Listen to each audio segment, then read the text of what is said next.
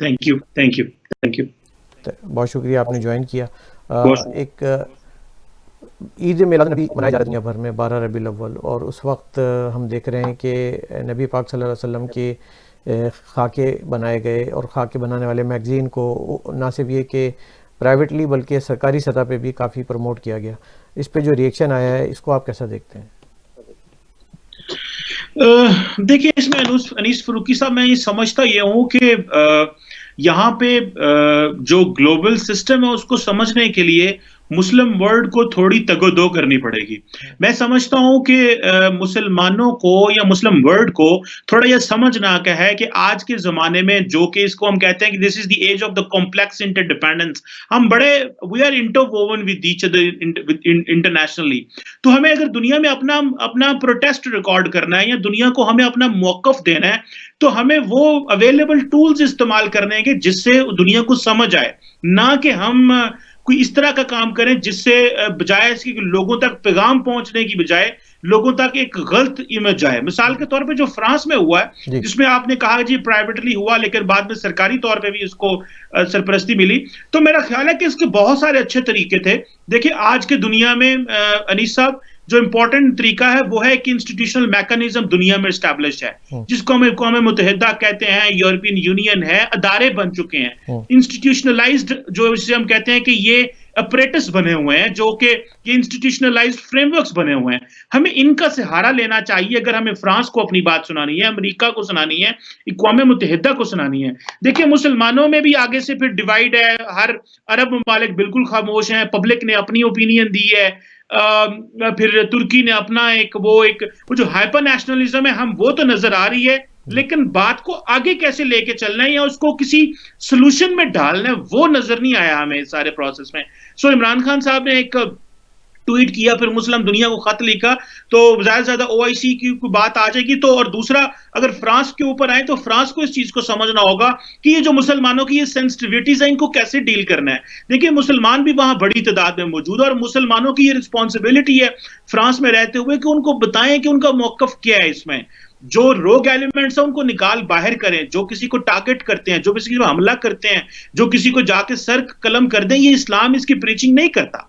अगर आपका नबी पाक सल्लल्लाहु अलैहि वसल्लम के किसी ने कार्टून बनाया तो जारी बात है, हम समझते हैं कि दिस इज नॉट फेयर, इसके ऊपर मुसलमानों के जज्बात मजरू हुए हैं, लेकिन इसका तरीकाकार है प्रोटेस्ट करने का। उसका तरीका ये नहीं है कि हम 10 फ्रांसीसियों को कत्ल कर दें, हम 10 किसी और को मार दें। This is not the way. लेकिन द वे समझते हैं कि ये मतलब इतनी बड़ी बात थी कि जो अगर एक फ्रांस एक छोटा सा मुल्क है यूरोप का, और उस मुल्क में एक छोटा सा मैगज़ीन ने काम कर दिया, लेकिन उसको दुनिया भर में फैलाने का काम तो हम मुसलमानों ने किया ना, किसी और ने तो नहीं किया।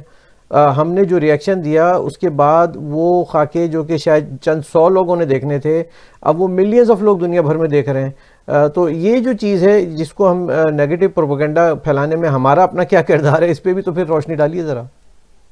देखिए, मैं इसमें समझता हूँ कि पहली बात है, फ्रांस छोटा मुल्क नहीं है, फ्रांस बड़ा मुल्क है, और फ्रांस का अपना एक यूरोप में रोल, और जिस तरह अमेरिकी सदर जो हैं वो अमेरिका के अंदर एक पुल फैक्टर है कि वो समझते हैं कि हमें दुनिया के मामलात में इंटरफेयर नहीं करना, और वो पुलिस में नॉट इंटरफेयर बट पुलिसमैन का रोल किरदार अदा नहीं करना।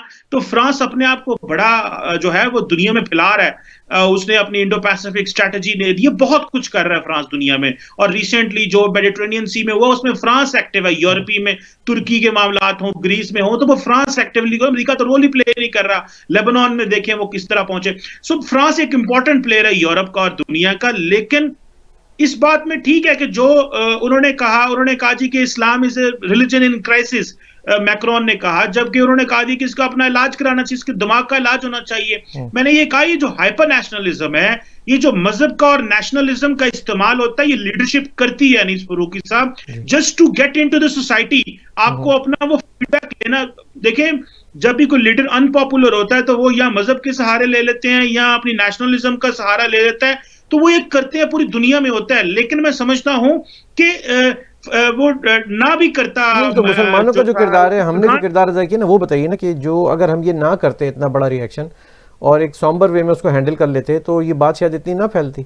और फिर ये कि इसमें हम फूड फॉर थॉट देते हैं उन एक्सट्रीमिस्ट एलिमेंट्स को जो तैयार बैठे होते हैं बीहेड करने के लिए, कत्ल करने के लिए, सर कलम करने के लिए, और वो इमेज बनती है मुसलमानों की, यानी कि इस्लाम which is known for faith of peace, is now broken in piece by extremists? देखिए अनीसा, मैं समझता हूं कि मैंने पहले आपको कहा कि हमें ये बैठ के समझाना है उनको कि एक्चुअली इश्यू क्या है।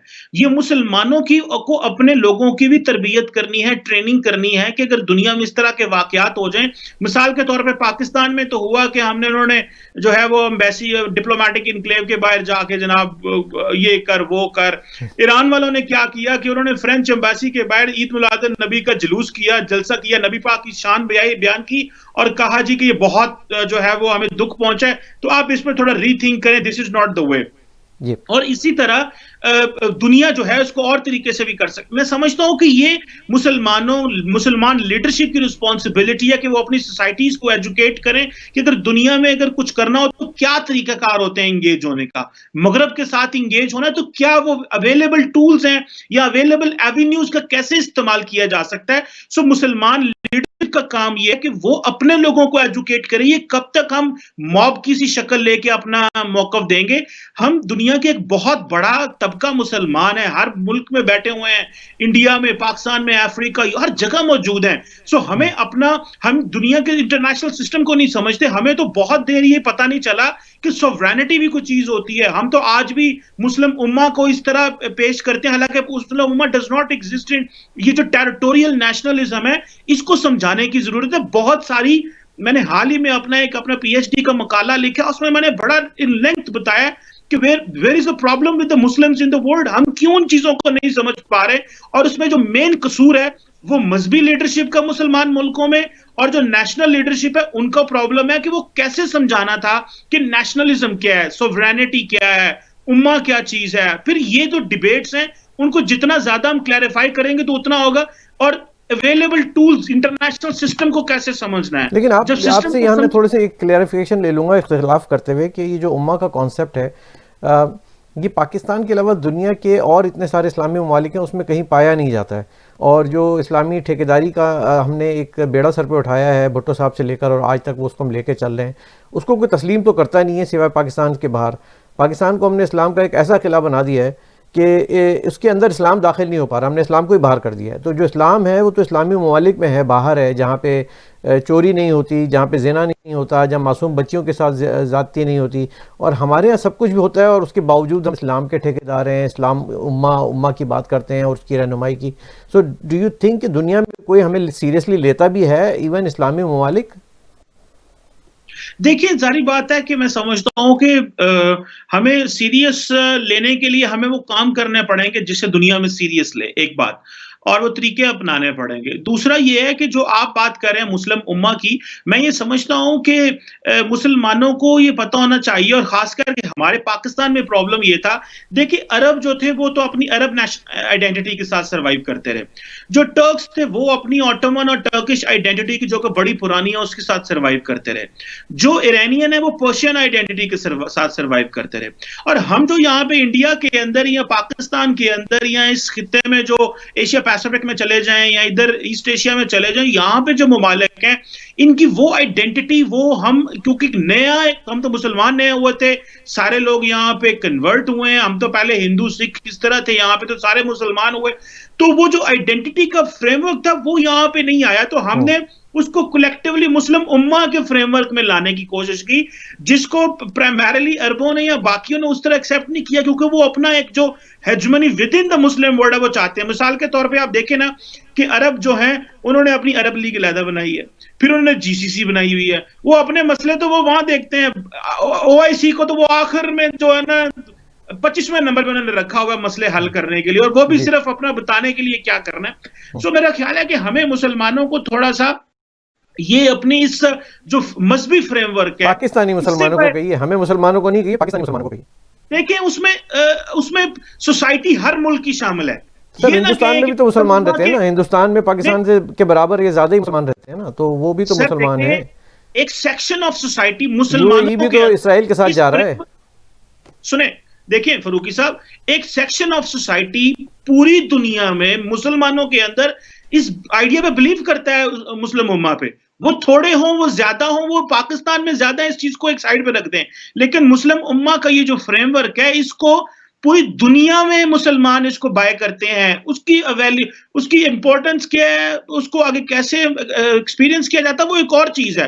तो हाँ, लेकिन मैं समझता हूं कि इसको जो एक बड़े फ्रेमवर्क में चीजों को देखना ही चाहिए। इसको हम सेक्टेरियन या एथनिक, या जब दुनिया को डील करना हो तो हम इस तरह नहीं कर सकते। नहीं नहीं भाई, मैं ये कह रहा हूँ ना कि जो हम पाकिस्तानी मुसलमान एक अलग ही किस्म के जो है वो ब्रीड हैं, जो जो शायद आपने कहा ना कि कन्वर्टेड मुस्लिम्स हैं और उनको अपनी डायरेक्शन, अपनी सिमत का नहीं पता चल पा रहा। बाकी अगर आप देखें, हर शख्स, हर कंट्री, हर रीजन अपने अपने मफाद की बात पहले करता है। यूएई की मिसाल आपके सामने है, वो अपने फॉरेन रिलेशन जो है वो based on their own interest करते हैं, they don't based on their faith. हम हर चीज़ को बेस्ड ऑन फेथ जब करने लग जाते हैं तो फिर क्या होता है कि पाकिस्तान एक तरफ से लोग कहते हैं कि सिक्योरिटी स्टेट है, दूसरी तरफ से जो ये एक रिलीजियस फैनेटिक स्टेट के तौर पे भी जानी जा रही है दुनिया भर में, एक ब्रीडिंग ग्राउंड के तौर पे जानी गई है, मदरसों के हवाले से। सर ऐसी इमेज तो दुनिया में यही जा रहे हैं ना, अगर आप थोड़ा सा बाहर निकल के देखें तो पता चलेगा ना इमेज क्या चल रही है पाकिस्तान की। और सर जी 9/11 पाकिस्तान के लोगों ने करवाया था, ये जो अफगानिस्तान में जो जिहाद करवाया था। एबटाबाद भी तो वाशिंगटन में नहीं है ना, एबटाबाद भी तो पाकिस्तान में ही है ना। 10 साल किसको पाला है वहां पे? मुझे एक बात बताएं कि जो 9/11 हुआ था तो उसमें कितने पाकिस्तानी थे उन जहाजों में? और दूसरी बात मुझे ये बताएं कि जब अफगानिस्तान में सोवियत का मुकाबला करना था तो पैसे कौन देता था कि बनाओ तालिबान और बनाओ ये लोग, ये नॉन स्टेट एक्टर। जब पाकिस्तान करने लगे तो लोगों को बुरा लगता है। हम अपने मकसद के लिए जो है वो नॉन स्टेट एक्टर इस्तेमाल करें, लोगों को बुरा लगता है। और अमेरिका बहादुर जब मर्जी नॉन स्टेट एक्टर बना दे, इंडिया जब मर्जी नॉन स्टेट एक्टर को अफगानिस्तान के रास्ते फाइनेंस करता रहे, उसके लिए कोई फॉर्मूला। मेरी जरा बात सुनिएगा, आपने बात की कि हमें डायरेक्शन नहीं है या मुल्क की। देखिए, हमें आइडेंटिटी का एक बहुत बड़ा चैलेंज रहा है यहाँ पे, हमें इसमें, मैं इस चीज को मानता हूं, लेकिन मैं ये नहीं समझता हमारी रियासत के पास डायरेक्शन नहीं है। चैलेंजेस हैं, प्रॉब्लम्स रहे हैं, हमें वो एक जो पॉलिटिकल स्टेबिलिटी वाला फ्रेमवर्क है उसमें हमें शायद थोड़ा टाइम लग गया वो चीजें लाने में, कि जिस तरह हमारे मुल्क में डिक्टेटरशिप जमहूरियत रही, इसने हमें बहुत पीछे छोड़ दिया है। लेकिन मैं समझता हूं कि we are a nation with a direction, we are not a nation without direction. हाँ, मजहब factor is an important thing, मजहब पूरी दुनिया में रियासत में है।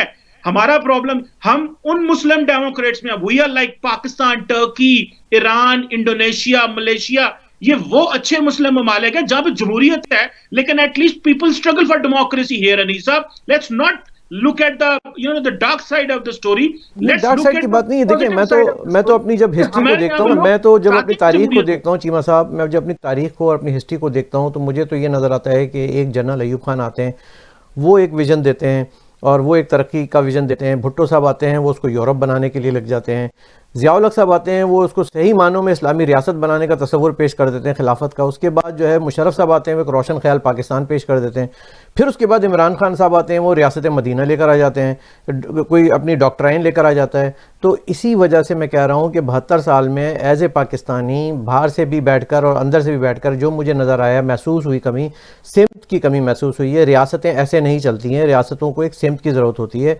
और आपने कहा ना कि रूस के ख़िलाफ़ जंग लड़ने के लिए किसको इस्तेमाल किया गया, आप मुझे दुनिया का कोई और मुल्क बता दें जिसको इस्तेमाल किया गया हो। पाकिस्तान तैयार होता है तो इस्तेमाल किया जाता है ना। हिंदुस्तान को क्यों नहीं पैसे दे दिए कि तुम जंग लड़ लो और रूसियों के खिलाफ?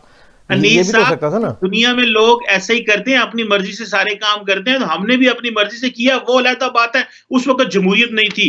एक बात मुझे बताएं, आपने कहा अयूब आया, भुट्टो आया, जिया आया, इमरान आया, मुशर्रफ आया, मुझे बताएं इंडिया के अंदर 2014 से पहले क्या था और 2014 के बाद क्या हो रहा है? क्या दो इंडिया नजर नहीं आ रहे आपको?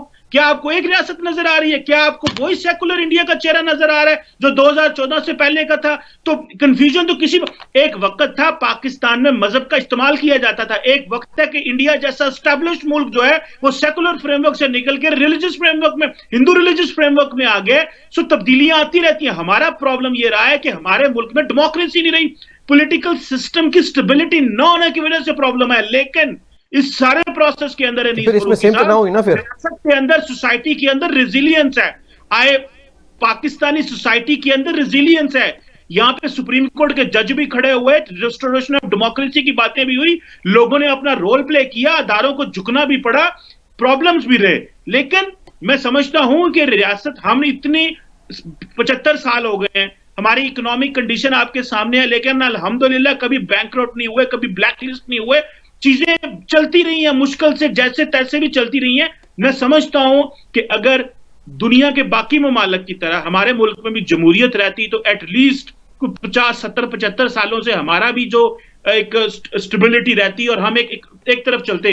लेकिन आप देखें ना, आपके हमारे दाएं साइड पे जमहूरी मुल्क है, क्या हाल है उनका हो रहा है, किस तरह वो एक दूसरे को जो है वो लगे हुए हैं। ट्रंप की मौजूदगी में बीजेपी के लोगों ने मस्जिदों के ऊपर चढ़ के बीजेपी के झंडे लहरा दिए। तो ये पाकिस्तान में तो ऐसे कोई नहीं होता कि जी आप इस तरह कर सकते हैं। सो ये ना बताएं हमें कि कौन के मुल्क में। सर मसला ये होता है कि हम जब भी कभी किसी डिबेट में जाते हैं ना, मेरा ये एक्सपीरियंस रहा है चीमा साहब, जस्ट मेरा पॉइंट, 300 साल की अमेरिका की अनीसा हिस्ट्री है और ट्रंप साहब ने आके क्या कर दिया, हाल बना दिया। सर मुझे तो इससे गर्ज ही नहीं है ना चीमा साहब, मेरे सिर्फ एक बात का जवाब देते हैं आप मुझे। मेरे साथ यही एक अलमिया होता है, हम जब भी पाकिस्तानी डिबेट्स देखते हैं और पाकिस्तानी एक्सपर्ट जो बात करते हैं तो वो हमेशा दूसरे को ज़रूर ब्लेम करते हैं कि वो देखो कितना बुरा है, या वो पड़ोस में देखो कितना बुरा है, या अमेरिका में देखो क्या हो रहा है। हम कभी अपनी इस्लाह की बात नहीं करते या अपनी गलतियों को तस्लीम नहीं करते।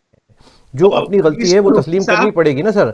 आपको मानना पड़ेगा कि एबटाबाद में हमने उसामा बिन लादेन को 6-10 साल रखा, पाला पोसा बड़ा किया, जवान किया, उसकी शादियां कराई, सब कुछ हमने ही कराया ना, किसी ने बाहर से आके तो नहीं कराया ना। इसमें तो आप बीजेपी को या इंडिया को या मोदी साहब को बोल सकते हैं ना। कनाडा में बैठ के आप बड़े आराम से कह सकते हैं जी देखें वो हमने कराया। स्वीपिंग स्टेटमेंट, मतलब without any proof sweeping statement. आपको नहीं पता कि पाकिस्तान और अफगानिस्तान जो है उस मुल्क के बीच में कोई किसी किस्म की ना कोई दीवार है ना बाढ़ है, और पूरी दुनिया पूरा मुल्क जो है जहां से मर्जी को घुस जाता है। आपको इन चीजों का नहीं पता।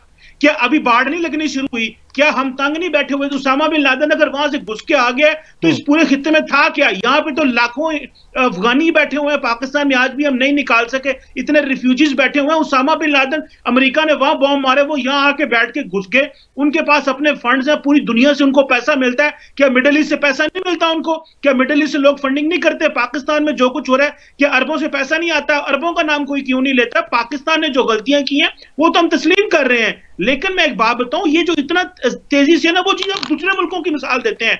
मैं कह रहा हूं, आपने 6 प्रोजेक्ट का नाम लिया जी, मुशर्रफ आ गया, फलां आ गया, फलां आ गया, फलां आ गया। इंडिया के अंदर भी तो प्रोजेक्ट देखे ना, ईरान ने क्या कर लिया पिछले, सऊदी अरब में क्या हुआ है, उसके बाद और कहीं और चले जाएं, हर मुल्क में अंदर एक्सपेरिमेंट्स रहे। हमें प्रॉब्लम रहा है कि हमारा पॉलिटिकल सिस्टम बदलते रहे हैं।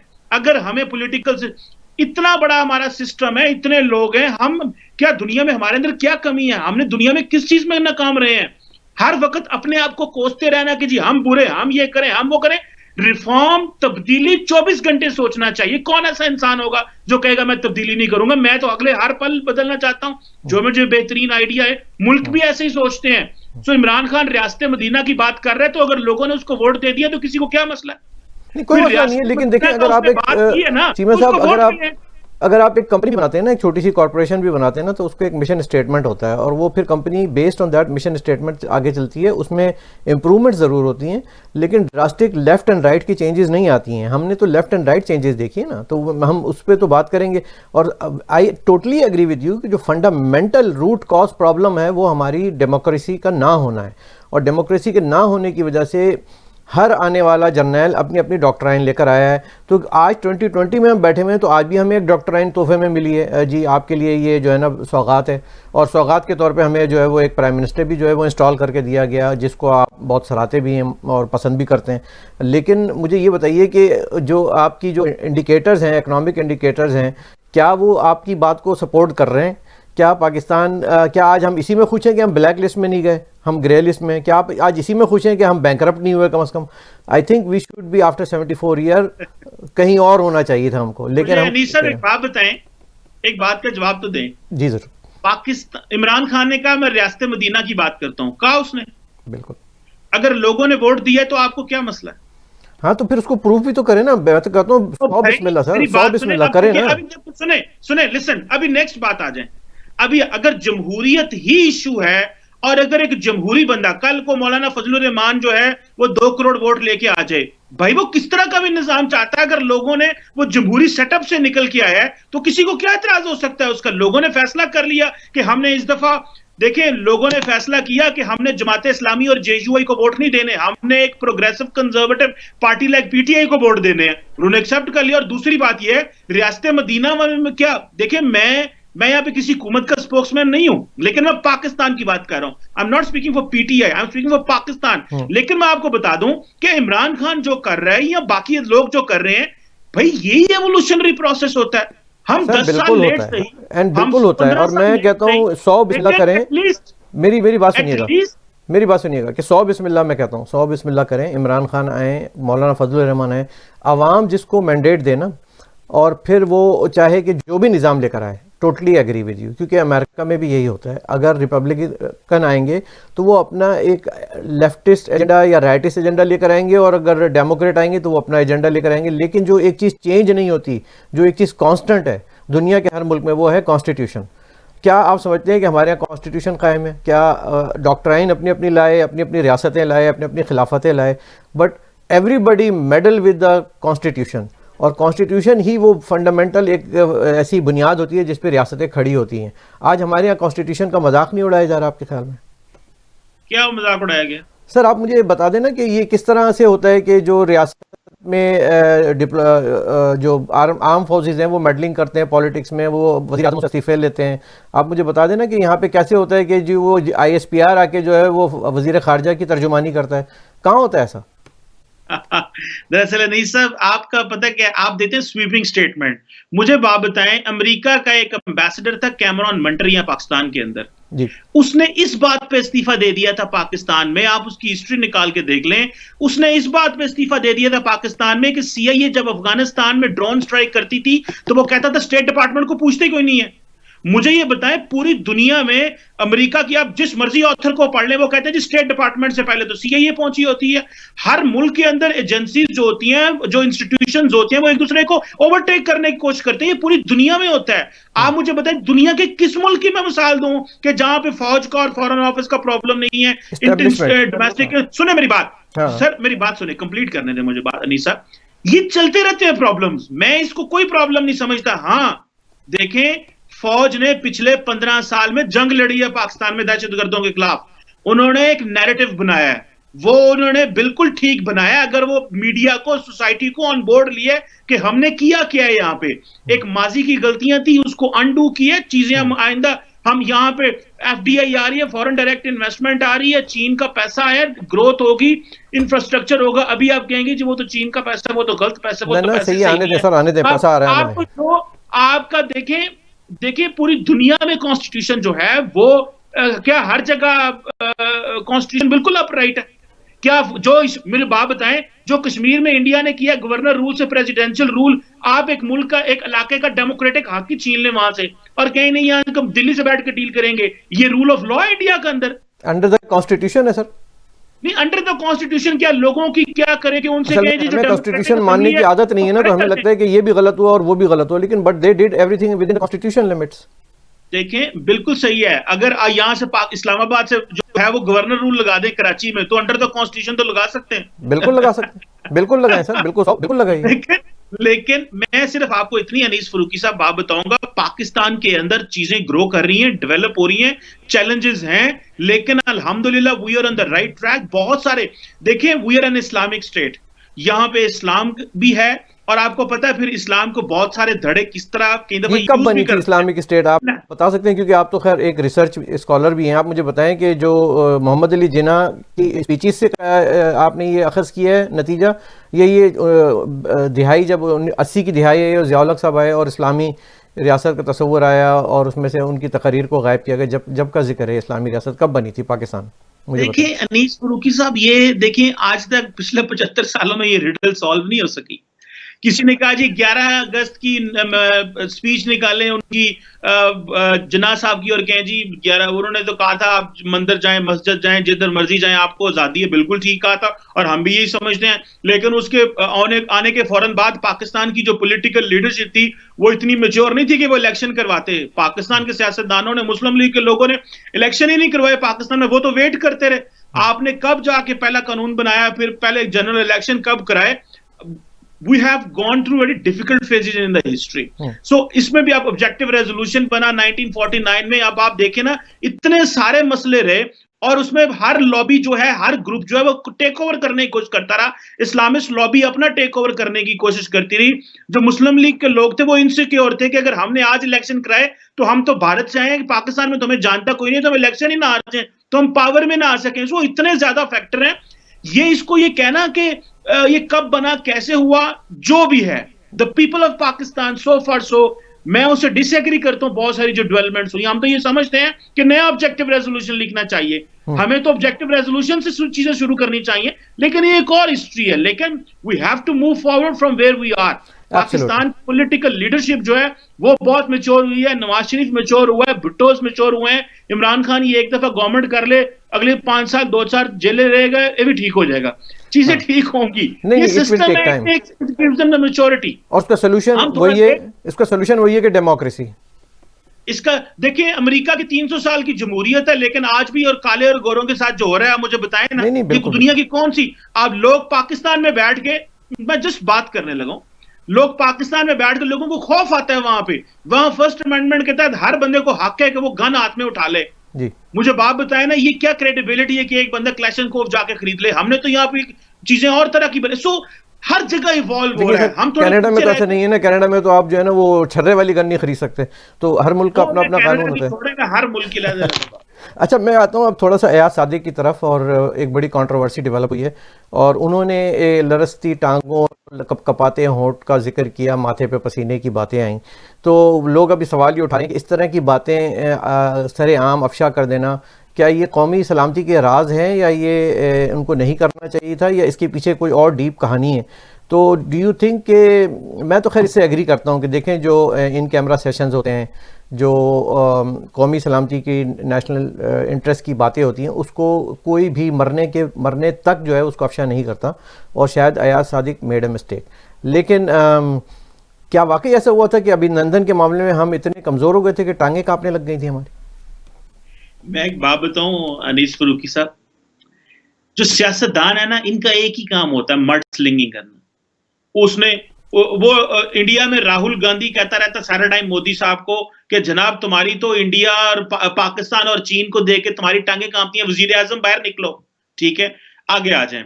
जो अयाज सादिक ने कहा, देखिए अयाज सादिक ने जो कहा, हमारे पाकिस्तान के सियासतदान और पूरी दुनिया के, मैं सियासतदानों की बात कर लूं, इनका एक प्रॉब्लम है। इनकी हर सियासतदान की जो स्कूलिंग है वो नेशनल सिक्योरिटी इश्यूज और फॉरेन पॉलिसी पे नहीं होती।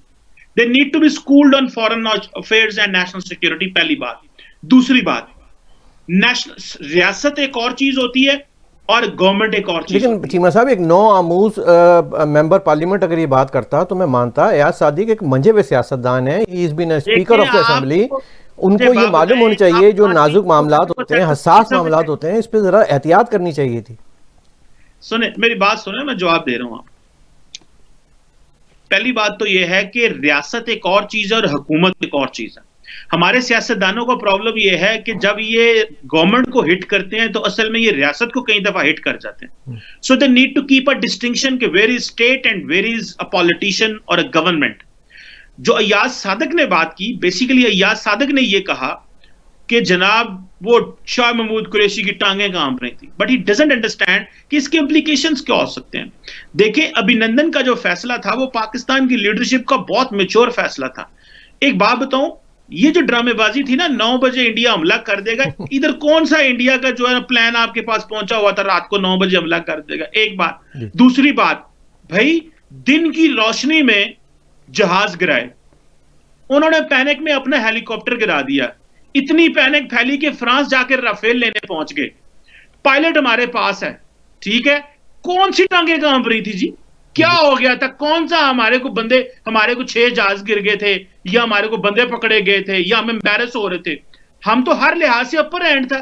मुझे बात बताए ना, आपने जहाज भी गिराया हो, आपने पायलट भी पकड़ा हो, उन्होंने पैनिक में अपने हेलीकॉप्टर गिरा दिए हो, और आपने दिन में वहां पे हिट भी किया हो इंडिया के उस एरिया में, मकबूजा कश्मीर के एरिया में, उनके वहां पे। तो किस चीज का प्रॉब्लम था फौजियों को, और किस चीज का प्रॉब्लम था? कोई प्रॉब्लम नहीं था। मैं आपको बात बताऊं माइंडसेट की।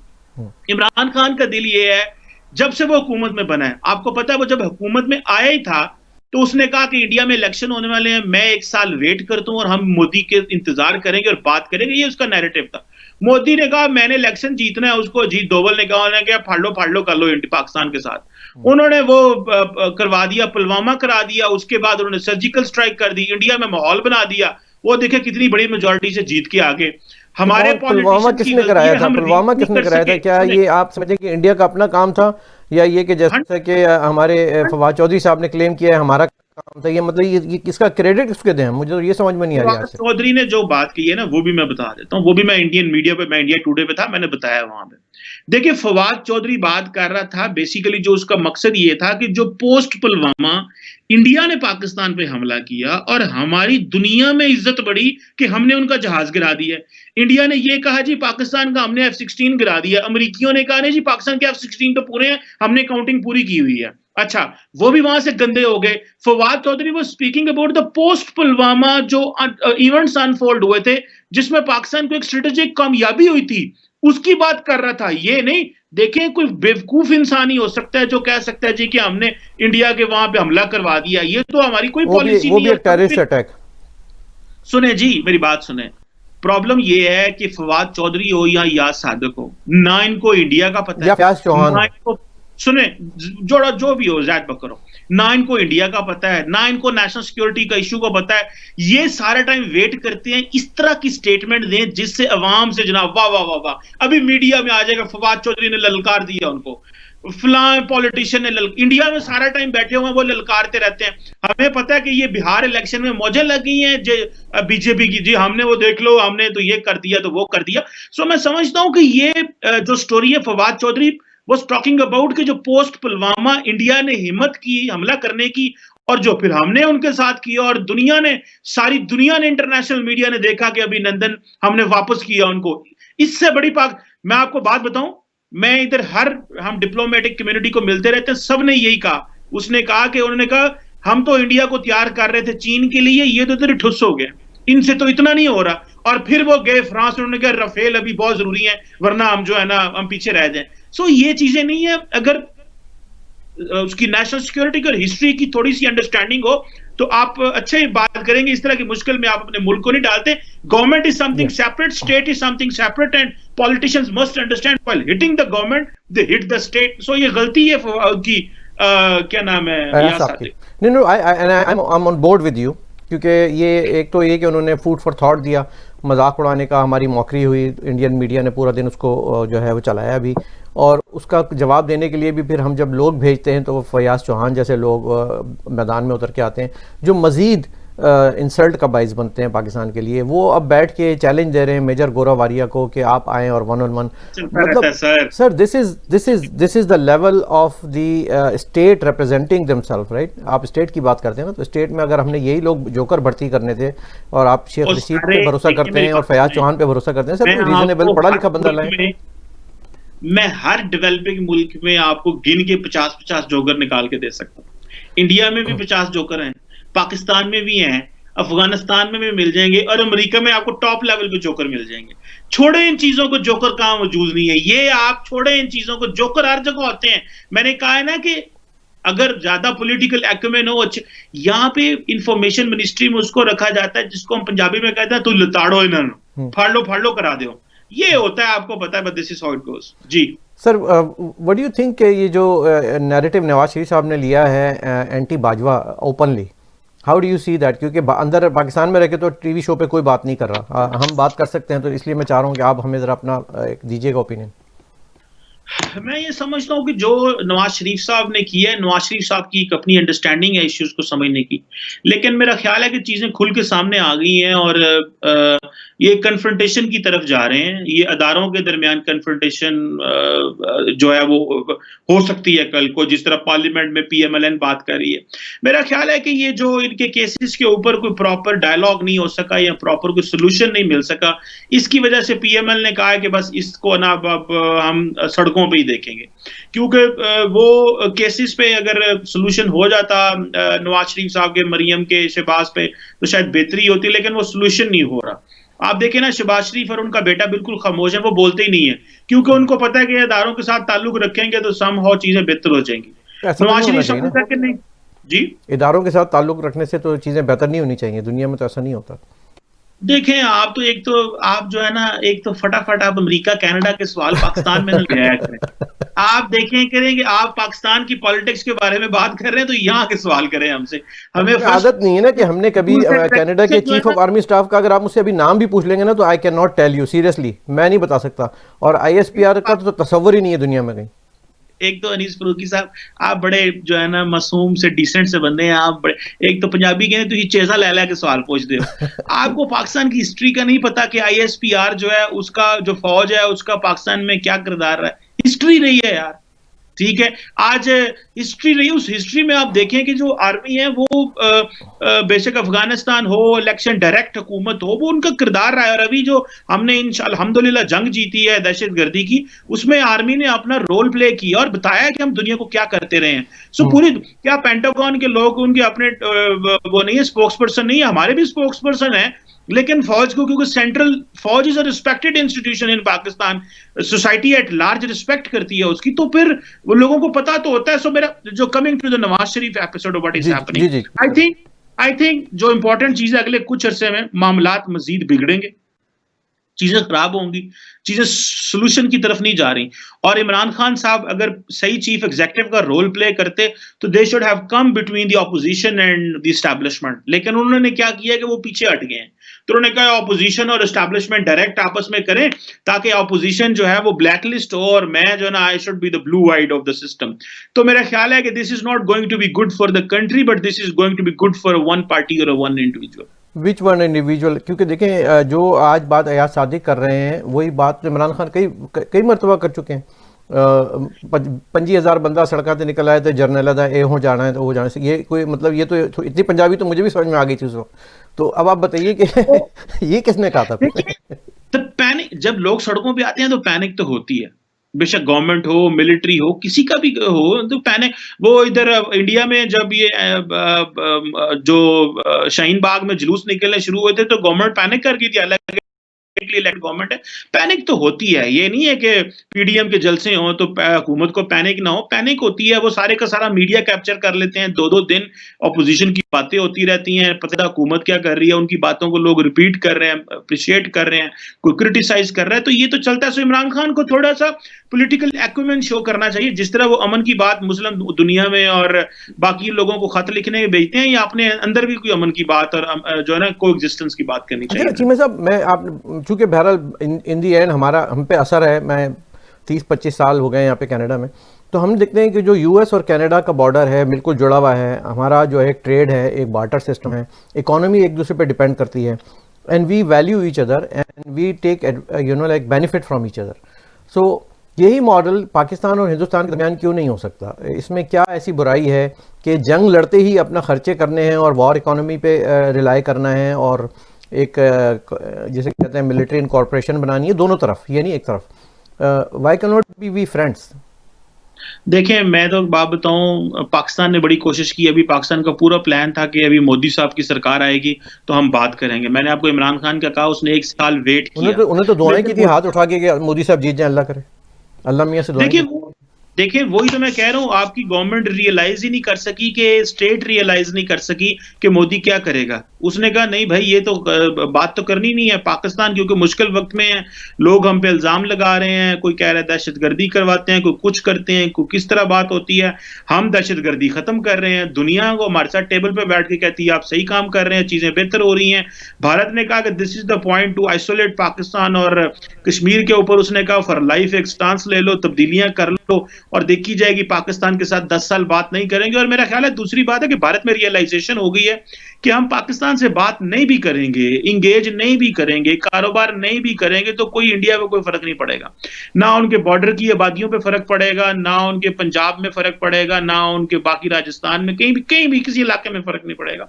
सो उन्होंने सोचा कि बस पाकिस्तान को जो है ना वो दूर रहो, और पाकिस्तान कहेगा नहीं जी हम तो बात करना चाहते हैं। तो मैं समझता हूं कि आने वाले कुछ दिनों में या कुछ सालों में पाकिस्तान और भारत की कोई बातचीत नहीं होगी। और भारत ने सोचा हुआ है हम यहाँ पाकिस्तान को आइसोलेट करना है, पाकिस्तान कहता है हम बात करनी है, उन्होंने कहा नहीं अभी तो मौका ही नहीं है इनसे बात करने का। सो मेरा ख्याल है कि आइंदा अभी और आइंदा कुछ सालों में इस ये स्टेटस को बरकरार रहेगा और अभी भारत को इनिशिएटिव लेना है, वो किस तरह का इनिशिएटिव लेता है और पाकिस्तान के लिए चैलेंजेस बढ़ गए हैं क्योंकि वो कश्मीर में अगर अपना ये चीज़ें तब्दील नहीं करते, जो कि डेफिनिटली बड़ा मुश्किल है वो करेंगे, तो how will Pakistan start talking जी on Kashmir? So I think this is something a very difficult phase on बिल्कुल पाकिस्तान्स और मैं पॉलिटिक्स। इसमें किसी हद तक मैं इमरान खान को क्रेडिट ये ज़रूर दूंगा कि कुछ हो ना हो, इकोनॉमी अच्छी हो ना हो या कुछ और पाकिस्तान में डेवलपमेंट हुई ना हो, कम अज़ कम जो क्रॉस बॉर्डर टेररिज्म है वो हमने नहीं देखा। और हिंदुस्तान भी इस बात को अप्रिशिएट करेगा कि इमरान के दौर में ये जो नॉन स्टेट एक्टर और प्रॉक्सी वाले काम हैं ये रुक गए थे।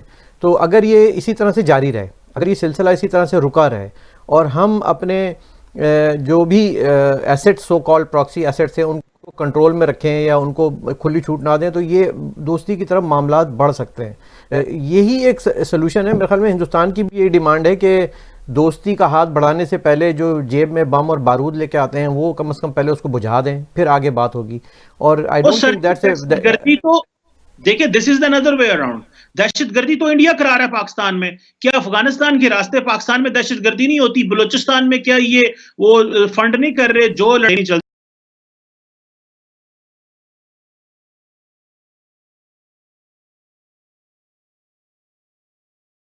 लड़के जो कराची स्टॉक एक्सचेंज पे हमला करते हैं, सी पैक पे हमले इंडिया नहीं करा रहा? तो आपके अजीत दोवल डॉक्ट्रिन क्या है? This is another way around. ये बात कश्मीरी तो अपना हक लड़ रहे हैं भाई, नहीं कश्मीरी चीमा तो साहब अपना देखें, हक लड़ रहे हैं, बलूचिस्तान वो की अपने में बात था। जो है ना, बलूचिस्तान की बात नहीं करें। बलूचिस्तान एक सेपरेट टॉपिक है, किसी दिन अलग से आपसे बैठ के उस पर बात करूंगा मैं। उसको छोड़े, मैं हाँ सिंपल एक अनीसा में बात कर रहा हूं। कश्मीर के ऊपर तो भारत का कब्जा है, पूरी दुनिया उसके ऊपर यूएन सिक्योरिटी काउंसिल की रेजोल्यूशंस हैं। पाकिस्तान के किस खित्ते में इस वक्त जो है वो सिक्योरिटी काउंसिल की रेजोल्यूशन है कि इंडिया को हक है कि जी अफगानिस्तान के जरिए या बलूचिस्तान में या कराची स्टॉक एक्सचेंज में या बलोच इंसर्जेंट्स यंग बच्चों को पैसा दे अफगानिस्तान के रास्ते के, जाओ वहां पे बंदे मारो। ये तो दहशतगर्दी इंडिया करा रहा है। अगर इंडिया दहशतगर्दी कराना बंद नहीं करेगा पाकिस्तान, मैं तो अपनी गवर्नमेंट से बड़ा गुस्से हूं। इमरान खान ये कहता है कि कराची में स्टॉक एक्सचेंज पे हमला में भारत इन्वॉल्व है, तो क्यों नहीं उसमें उनको जो वो है वो यूएन में जाते और क्यों नहीं इनको डॉसियर भेजते? मुझे तो समझ नहीं आ रही। बातें हम कर लेते हैं, जवाब नहीं देते। सो मैं personally I am for peace, I am a dove, I want कि people should we should get connected let but एक चीज याद रखें, वो कहते हैं ना कि speak softly but carry a big stick in your hand. हाथे वटा रखो ते अमन दी गल करो। India does not understand the language of love.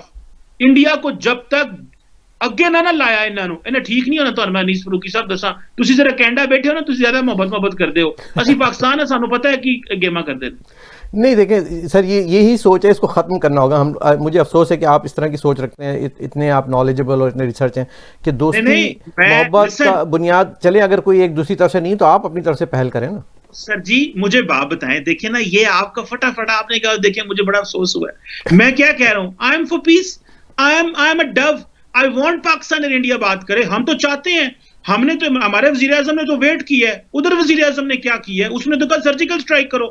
फिर हमने अभी लंदन पकड़ा तो इनकी टांगें कामनी शुरू हो गई। द प्रॉब्लम इज कि इंडिया हमसे बात नहीं करना चाह रहा, और अगर वो नहीं ना करना चाह रहे तो हमें भी बात नहीं करनी चाहिए। देखें एक चीज याद रखें, जो दुश्मन होता है ना, देखें अनीस फरूकी साहब वो एक सन त्जू थे, चाइना के बहुत जबरदस्त स्ट्रैटेजिस्ट, उन्होंने एक बुक लिखी थी आर्ट ऑफ वॉर। उन्होंने कहा कि देखें जो दुश्मन होता है ना वो आपको आपकी स्ट्रेंथ देखना चाहता है। दुश्मन कभी भी कमजोर राइवल के साथ बात नहीं करेगा ठीक से, जब तक आप मजबूत नहीं है। हमने उनसे बात तब करनी है जब हम मजबूत बैठे टेबल पे। कमजोर बंदे से कौन बात करेगा? सो इंडिया हमें समझता है कमजोर है। मैं तो समझता हूं 10 साल कोई इंडिया से बात ना करें, 10 साल इकोनॉमी पे फोकस करें, दुनिया में इंटीग्रेट हो, अपने आप को डेवलप करें, ग्रूम करें। इंटीग्रेशन जितनी ज्यादा होगी, दुनिया आपको जिस तरह इंडिया को वेलकम किया जा रहा है, वो तो चलो खैर आबादी है उनके पास ज्यादा, हमें जो है वो अगर हम कोई अपनी स्किल्स डेवलप करें, दुनिया में इंटीग्रेट हो, तो फिर हम इंडिया के साथ बात करें। इंडिया को जरूरत हो हमारी, ये ना हो कि जी वो कश्मीर में, तो कहते हो कश्मीर से बढ़ के और टॉपिक पे बात होनी चाहिए। बिल्कुल, and this is the best जो आपने जिक्र किया कि जो कश्मीर या लड़ाइयाँ झगड़े, मैं स्वीपिंग स्टेटमेंट नहीं देता हूँ सर, मैं समराइज़ कर देता हूँ चीज़ों को, तो आपको शायद वो स्वीपिंग स्टेटमेंट लगते हो, लेकिन जो हमें हकीकत दिखाई देती है। आपने कहा कि फ़ौज की रिस्पेक्ट है, बिल्कुल फ़ौज की रिस्पेक्ट है, फ़ौज के हर सिपाही को मैं सलूट करता हूँ, हर उस अफसर को सलूट करता हूँ जो अपना फ़राइज़ पेशा तौर पर अंजाम दे रहा है। लेकिन मुझे ये भी दुख होता है कि मेरे ही फ़ौज के जर्नलों का नाम आज सारे बाज़ार उछाला जा रहा है किसी में ज़रूरत नहीं थी इससे पहले, मतलब इमरान दौर से पहले। आप मुझे किसी एक जर्नल का नाम बता दें कि जिस तरह से जलसों में उछाला गया हो या हाय हाय के नारे लगे हों। आज बाजवा और जनरल फैज़ के साथ जो सलूक हो रहा है वो सड़कों पे, बाज़ारों में, गलियों में, कूचों में, वो इससे पहले मिसाल नहीं मिलती उसकी।